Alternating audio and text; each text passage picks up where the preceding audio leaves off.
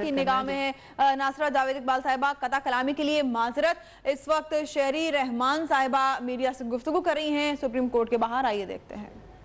तो ये contempt of court के कठेरे में खड़े होते और इस तरह की ललकार जो है, आज कुछ कोर्ट को याद भी दिलाया, फाजिल जजों का तहम्मुल है, फाजिल जजों का तहम्मुल है कि ये बार बार ललकार कह रहे हैं, किसी को कठपुतली कह रहे हैं, तो बाबा खुल के आए, क्यों इनके पर जल रहे हैं, खुल के आए और बताएं कौन नचा रहा है, किसको नचा रहा है। अगर हमारी बात करने की जुर्रत हो रही है, जो रोज रोज हो भी रही है कि जुल्फिकार अली भुट्टो ने, शहीद ने मेरे साथ ये किया और वो किया, और जरदारी साहब एहतसाब अदालतों को भी फेस करेंगे, वो तो कर चुके हैं, वो किसी पैलेस का सुरूर नहीं ले चुके। और हमारे प्राइम मिनिस्टर सरे तस्लीम खम करके खड़े रहे, उन्होंने हर फैसला कबूल किया। और शहीद जुल्फिकार अली भुट्टो ने इनकी नेशनलाइज की, तो उन्हें ये क्यों नहीं बताते मुल्क से कि शेयर क्यों नहीं करते कि ये इत्तेफाक फाउंड्रीज को 1 रुपए के एवज में इनके मोहसिन जियाउल हक ने उनको दिया वापस। हम नहीं कह रहे ये माशाल्लाह की बाकी आते हैं, कितने करोड़ उन्होंने उनसे लिए हैं, हम ये सब नहीं कह रहे, मगर हम कह रहे हैं कि आपने जो कहना है आप खुल के सामने आए, और हिम्मत है तो बात करें, नहीं तो लवारी टनल और इधर उधर जख्मी शेर अब खंबा नोच रहा है। ये अफसोस की बात है, ये अफसोस की बात है कि प्राइम मिनिस्टर का मनसब यहाँ तक पहुँच गया है। शुक्रिया। गो है। बहुत शुक्रिया जी। बहुत सारी बातें हो गई। देखिए, गुजारिश ये है कि बहुत सारी बातें हो गई। थोड़ा सा आप थोड़ा सा मेरा बैठ दो, कह रहे थे थोड़ा सा। Thank you. आज केस कंक्लूड हो गया सुप्रीम कोर्ट के अंदर, और तवक्को है कि जल्द इसका फैसला आ जाएगा। जैसे खोदा साहब क्योंकि सीनियर वकील हैं, फरमा रहे हैं कि तवक्को है अगले हफ्ते में आ जाए। हमें तवक्को है कि जल्द फैसला आ जाएगा और कौम इस अदम यकीनी से बाहर आएगी। फैसला जो भी आएगा उसका तो हमें पता नहीं। जितने आर्गूमेंट हमने अभी तक अदालत के अंदर सुने हैं, as layman, as political workers, जो आम जबान में हम कह सकते हैं, वो नविश्ता दीवार यही है कि मियाँ साहब के लिए कोई बेहतरी की दीवार का कोई सबब नहीं है।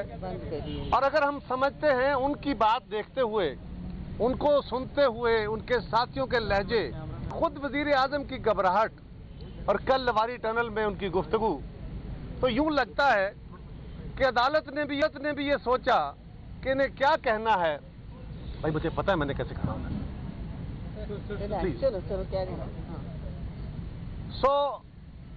जो कल उनकी हालत थी, जो उन्होंने गुफ्तगू फरमाई है, अदालत इस मामले को बड़ी बेहतर जानती है। लिहाजा हमारा ख्याल है कि अदालत ने समझा कि बुझते हुए चिराग को भभके मारने ले रहे हो, इसने बुझ तो जाना ही है, इसकी फेट तो लिखी गई है, बजाय इसके कि इनको कंटेम्प्ट नोटिस दें, मेन नोटिस में ही फारग कर लेते हैं। शायद ऐसा हो, मैं नहीं कह रहा कि ऐसा होना है, शायद ऐसा हो, वरना जो कुछ कल मियाँ साहब ने JIT को और PTI को और बाकी इदारों को कहा है, वो धमकियां हुक्मराने वक्त की मुंह से नहीं निकलनी चाहिए। और आज शेख रशीद ने दुरुस्त कहा, उन्होंने अदालत की तरफ, अदालत की तवज्जो इस तरफ दुरुस्त दिलवाई कि जनाब आप उस JIT के मुहाफिज बनिए, ये अगर बच के निकल गए तो फिर उस JIT को और पता नहीं और किस किस को कौन बचा पाएगा इनसे। तो हम समझते हैं कि मियाँ साहब जो घबराहट है इनके दोस्तों, इनके साथियों, इनके स्पोक्स पर्सन के चेहरों पे, इनके लहजों में, और जो गाली गलौज पे उतर आए हैं, इन्हें भी अपनी तकदीर के फैसले का पता चल गया है। और हम समझते हैं कि तारीख ने आज इस आला अदालत के जज साहबान के कंधों पे बहुत बड़ी जिम्मेदारी डाली है। कई मौके इस मुल्क के अंदर आए जब अदालत इस मुल्क की तारीख बदल सकती थी। अनफॉर्चुनेटली इस मुल्क की तारीख बदलने के वो मौके उस तरह इस्तेमाल नहीं हो पाए, बल्कि कई सूरतों में, भुट्टो केस में और बाकी सूरतों में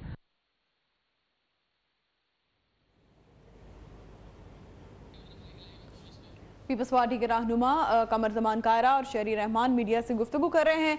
और कमर जमान कायरा का ये कहना है कि वज़ीर आज़म नवाज शरीफ, उनके साथियों, वज़रा और वकला की घबराहट ये बताती है कि वो खौफज़दा हैं और उन्हें लग रहा है कि उनका अंजाम करीब है। उनका कहना है कि मैं ये नहीं कहना चाह रहा, लेकिन हो सकता है कि ऐसा हो कि वजीर आजम को नाअहल कर दिया जाए। वजीर आजम को नाअहल कर दिया जाए। पीपल्स पार्टी के रहनुमा मीडिया से गुफ्तगू कर रहे थे। उनका कहना था कि ये एहतसाब की घड़ी है और इस वक्त उनका ये अल्फाज और उनका ये जो मुस्लिम लीग नून के रहनुमा आकर भड़क रहे हैं, उनकी घबराहट ये जाहिर कर सकती है, ये जाहिर कर रही है कि वो नाअहल हो जाएंगे।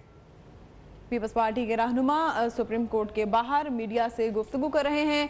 उनका कहना है कि जिस तरह से गाली गलौज पर उतर आए हैं मुस्लिम लीग नून के वज़रा, उससे लगता है कि उन्हें अपना अंजाम करीब दिखाई दे रहा है।